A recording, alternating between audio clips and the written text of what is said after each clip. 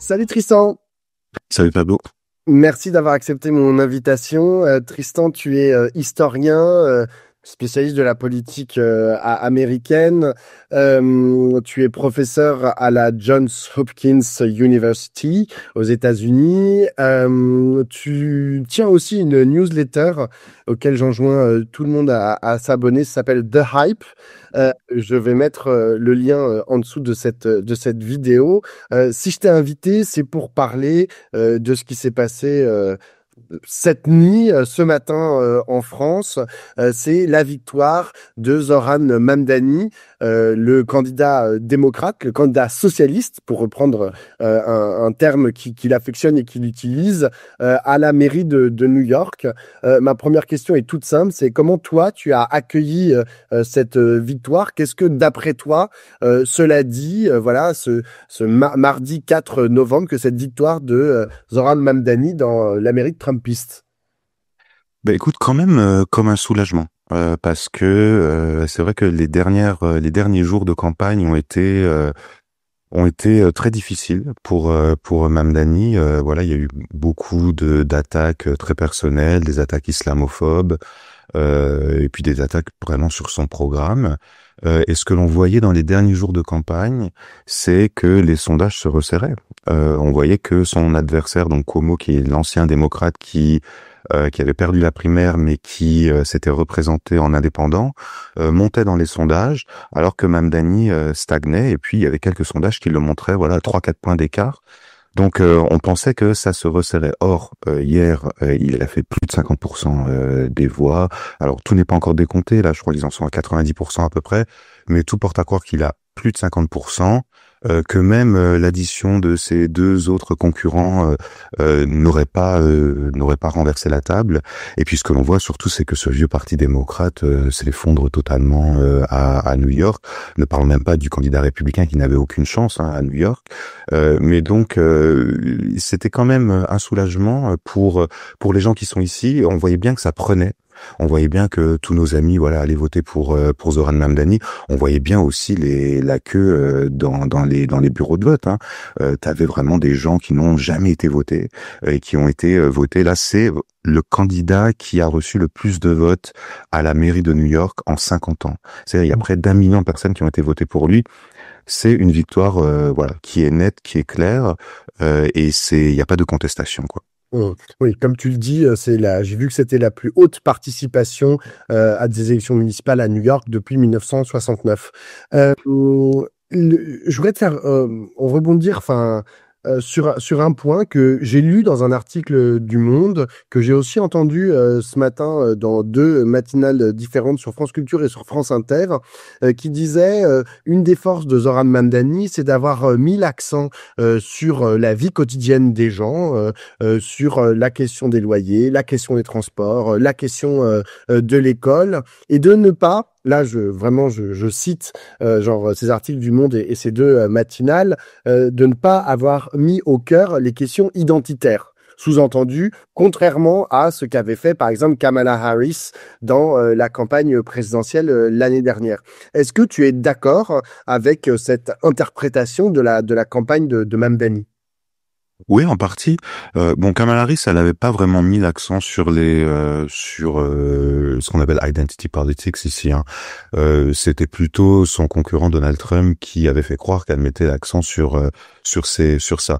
Mais t'as tout à fait raison. Ils ont tout à fait raison. C'est-à-dire que ce que Mamdani a fait, il a parlé de la vie quotidienne des gens. Et parce que bon, voilà, la mairie de New York, c'est finalement un poste où bon, t'as un pouvoir très modéré, et donc tout ce que tu peux changer, c'est vraiment c'est des petites choses de la vie quotidienne. Et donc il a mis l'accent là-dessus. Et qu'est-ce que l'on a vu? On a vu que ça gommait finalement les différences identitaires. Et donc il a fait venir à lui une coalition qui était alors super hétéroclite, hein, très disparate, hein, des gens qui venaient jamais voter, tu vois, par exemple les Chinois de Chinatown ou de Flushing, ils vont jamais voter à la primaire du Parti démocrate. Là, ils ont été en masse. Des communautés sud-asiatiques qui ont été en masse aussi. Pourquoi? Parce qu'ils se retrouvaient dans un programme, et le programme, c'est un message qui était très clair. Tu sais, il l'a redit hier dans le discours. C'était le gel des loyers, les trains, les bus gratuits et les crèches abordables, quoi. Donc, tout le monde pouvait se retrouver dans ça. Ça gommait les différences, en fait. Ça gommait les différences de race, d'ethnie, de quartier. Mais ça mettait quand même l'accent sur la différence centrale, qui est la différence de classe. C'est-à-dire, c'était vraiment nous, les gens, voilà, qui ramons à New York à cause des loyers, des transports, etc., contre ceux qui ne rament pas. Et ça, c'est quand même quelque chose d'assez nouveau. Alors, il l'a pas dit comme ça, bien évidemment. Il a pas dit c'est les pauvres contre les riches. Il l'a pas dit comme ça. Mais bon, c'était le fond de son discours.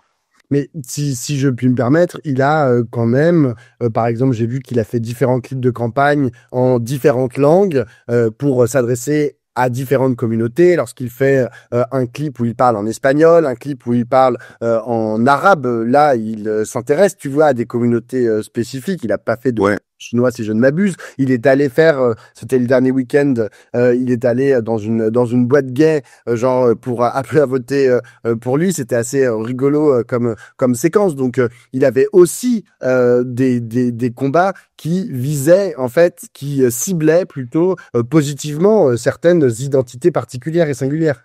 Ouais, c'est toute la magie de cette campagne et je crois que voilà, il y a beaucoup de choses à apprendre là. C'est que bien évidemment, alors ils ont fait une campagne multilingue, ça aussi, ça s'était jamais vu à New York. Hein. C'est-à-dire qu'il a été chez les gens, ils ont traduit le programme, mais alors littéralement, linguistiquement, si tu veux, mais aussi culturellement. Ils ont été chez les gens, ils ont été apprendre des gens, ils ont fait des vidéos, voilà, dans toutes les langues, en espagnol, en arabe et dans d'autres langues aussi. Mais alors, ce que tu vas noter, c'est que dans toutes ces langues, ils ne mettaient jamais le problème, si tu veux, identitaire ou communautaire au centre. C'était toujours sur le programme. Et le programme, c'était pas vous en tant que portoricain ou en tant que mexicain, vous ramez parce que vous êtes mexicain ou vous êtes portoricain. Non, non, c'est comme tous les autres. Vous ramez sur les mêmes sujets. Vous ramez parce qu'il y a votre propriétaire vous demande trop de loyer. Donc c'était ça qui était vraiment intéressant. C'était que toutes ces déclarations, toutes ces vidéos, toutes ces communications, eh bien, elles étaient recentrées tout le temps sur le programme. Et même quand il allait donc voir des gens dans des autres langues, c'était pas pour leur parler en tant qu'hispanophones, c'était pour les parler en tant que New-Yorkais, et qui s'inscrivaient, voilà, dans une lutte assez globale, qui englobait, voilà, tous les gens qui au jour le jour ont des problèmes d'argent ou des problèmes de survie parce que les choses sont trop chères. Ce matin, j'ai écrit un édito sur la victoire, enthousiaste, très enthousiaste sur la victoire de Zoran Mamdani, et j'ai eu un commentaire sous une de mes vidéos, a priori sous mon article, a priori de quelqu'un de droite, hein, qui dit c'est surtout une chance pour la campagne à venir des Républicains. Sous-entendu, c'est le meilleur adversaire que pouvait avoir Donald Trump, puisque il représente, enfin, Donald Trump va lui faire porter en fait tous les maux de la gauche progressiste.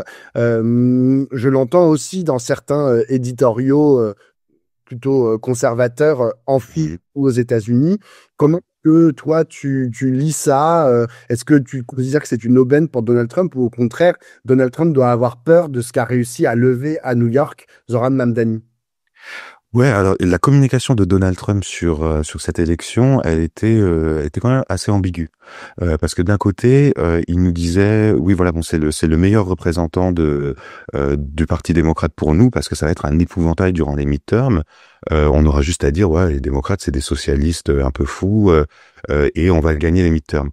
Et en même temps, Donald Trump a dit il faut absolument voter pour Cuomo. Donald Trump a donné son soutien à Cuomo.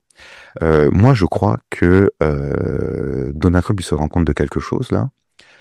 C'est que Zoran Mamdani, c'est quelqu'un qui finalement aura assez peu de pouvoir. Il pourra pas changer les choses, il pourra pas renverser le système. Hein. Par contre, là où il s'est révélé, Zoran, c'est en tant que figure médiatique. Tu sais qu'il y a 6 mois, personne connaissait. Il fallait vraiment habiter à New York pour connaître Zoran Mamdani. Et là, ce qu'on a vu dans les 3-4 derniers mois, c'est que non seulement ce gars, il est très bon sur les réseaux sociaux, il est super télégénique, il passe super bien à la télé, c'est un bon orateur, et il fait des bons débats. Et bon, il a tout un following quoi derrière lui. Alors moi, je crois que ce qui va se passer, et il l'a déjà dit un peu hier soir, hein, il a dit voilà, c'est le début d'une nouvelle ère. Donald Trump monte le son. Parce que je sais que tu écoutes, il s'est posé comme ça, comme un opposant ou comme un des opposants à Donald Trump. Alors, Zoran Mamdani, il pourra pas il pourra pas participer à l'élection présidentielle parce qu'il est pas né aux États-Unis et donc il faudrait changer la constitution pour qu'il puisse parcourir, pour qu'il puisse participer. Mais moi, je crois que là, on va avoir un duel parce que Donald Trump, tu sais, il occupe l'espace médiatique, mais il y a personne qui lui répond. Les démocrates ne lui répondent pas de manière forceful, quoi, d'une manière un peu appuyée. Et donc là, moi, je crois qu'il y aura un opposant, et peut-être pas politique, parce qu'il aura vraiment des moyens très très minimes, mais en tout cas un opposant médiatique. Tu sais, il est là, il est à New York, il aura accès à toutes les chaînes d'infos, il aura une caisse de résonance. Et il pourra, voilà, donner son opinion à chaque fois que Donald Trump fera quelque chose. Donc, moi, je crois que il y a là un danger pour Donald Trump. Et puis en plus, c'est quelqu'un voilà, qui est très authentique. Et je crois que le fait qu'il ne pourra pas se présenter à l'élection présidentielle le renforce.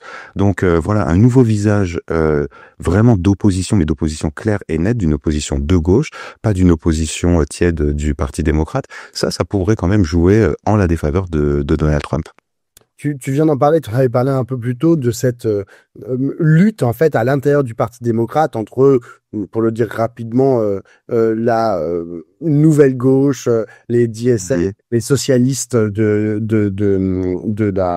du Parti démocrate dans lequel il y a beaucoup de jeunes, beaucoup de personnes non blanches. Et la partie plus modérée, ce qu'on appelle l'establishment. Hier, aux États-Unis, il n'y avait pas qu'à New York qu'on votait, aussi en Virginie et dans le New Jersey. Et dans ces deux États, c'est des gouverneurs, qui ont été élus, Abigail Spanberger et Mikey Sherrill. Il y en a une, c'est une ancienne de la CIA, l'autre, c'est une ancienne de l'armée. Elles sont plutôt... peut-être que tu me contrediras, mais issu de l'aile modérée du parti républicain. Et en même temps, il y a eu aussi en Californie un vote, un référendum sur un nouveau découpage qui permettrait d'avoir à la Californie plus d'élus démocrates, qui était proposé par le gouverneur de Californie, Gavin Newsom, qui lui aussi est un opposant à Donald Trump, qui lui aussi fait plutôt partie de l'aile dite modérée.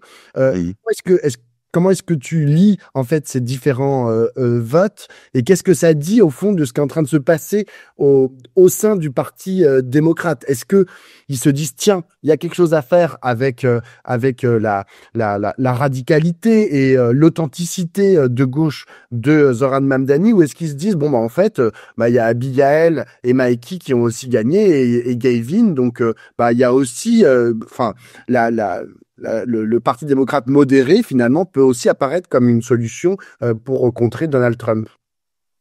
Ouais, bon, ça c'est la question centrale, hein, c'est-à-dire dans quelle direction va le Parti démocrate dans les prochaines années. Il y a déjà une partie de la réponse ce matin, c'est-à-dire qu'ils mettent vraiment l'accent sur le Parti démocrate a gagné. Et ils mettent vraiment l'accent sur le fait que voilà, on a gagné en Californie, ils ont gagné en Virginie, dans le New Jersey, tu sais, ils minimisent beaucoup la victoire de Zoran Mamdani. Le Parti démocrate, il faut quand même voilà, c'est-à-dire que comme on est dans un système bipartite aux États-Unis, on a l'impression que le Parti démocrate c'est le parti de gauche et puis le Parti républicain le parti de droite. Bon, ce sont deux partis de droite en fait. La fonction du Parti démocrate, c'est aussi d'étouffer la contestation qui vient de la gauche, soit de l'aspirer, de la transformer, ou soit de l'étouffer. Alors l'aspirer, la transformer, c'est un peu ce qu'ils ont fait avec AOC, c'est un peu aussi ce qu'ils ont fait avec Bernie Sanders. Soit alors, qu'est-ce qui va se passer avec Zoran Mamdani? Et ça, c'est la grande question. Est-ce qu'il va rester un peu en dehors du Parti démocrate? Est-ce qu'il va essayer de le transformer de l'intérieur? Hier, il y a déjà une partie de la réponse. Lui, dès le début du discours, il cite pas un démocrate, hein, il cite un socialiste, Eugene Debs, qui était donc un candidat à la présidentielle, mais au début du siècle. Hein, si tu veux, il faut vraiment être de gauche aux États-Unis pour connaître Eugene Debs. Et c'est lui qui cite directement. Et puis il reprend quelque chose qu'il a déjà dit dans le passé. Il a dit moi, ce que j'ai envie de faire, c'est que j'ai plus envie que les enfants, ils aient besoin d'ouvrir un livre d'histoire pour voir une bonne idée des démocrates. En gros, voilà, ça fait depuis le New Deal où on n'a pas eu de bonnes idées. Donc, moi, je crois que l'establishment doit vraiment se protéger. Puis on voit que de toute façon, ils l'ont pas vraiment soutenu. Ils l'ont vraiment soutenu du bout des lèvres. Donc voilà, moi, je suis pas très optimiste sur une transformation, disons, de centre-gauche ou de gauche du Parti démocrate.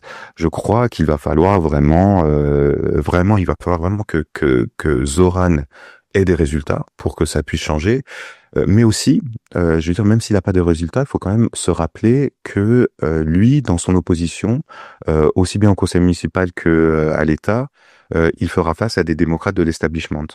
Donc moi j'ai envie de dire, si tu veux, même s'il ne gagne pas, il gagne. Il fait gagner la gauche parce que il va quand même montrer que ce sont les démocrates de l'establishment qui freinent souvent le progrès social dans ce pays.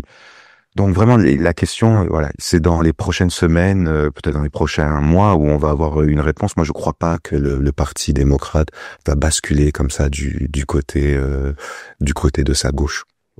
J'ai une dernière question, Tristan. Je discutais ce matin par texto avec Mam Fatou Niang, qui est prof à l'université de Pittsburgh, et je me disait et elle disait à peu près les mêmes mots que toi, et à un moment, elle me dit j'ai très peur du backlash, c'est-à-dire la tornade Trump qui va s'abattre sur le nouveau maire de New York. J'ai très peur de ce qui va se passer au sein de l'establishment du parti démocrate à l'encontre de Zoran Mamdani, et que finalement, en substance, elle me disait cette lueur d'espoir qu'il a rallumée par sa victoire, Mamdani, elle peut être très vite douchée par la violence en fait des réponses. Est-ce que tu partages ces inquiétudes, et surtout, comment est-ce qu'elle pourrait se manifester au fond?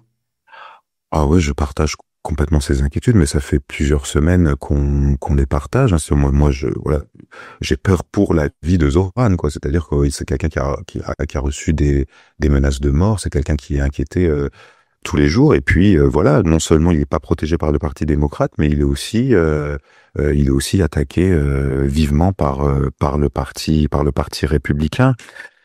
Bon, tu sais, Donald Trump, il a déjà dit très clairement quel était son agenda là. Hein. Il va couper des vivres, des fonds fédéraux pour New York.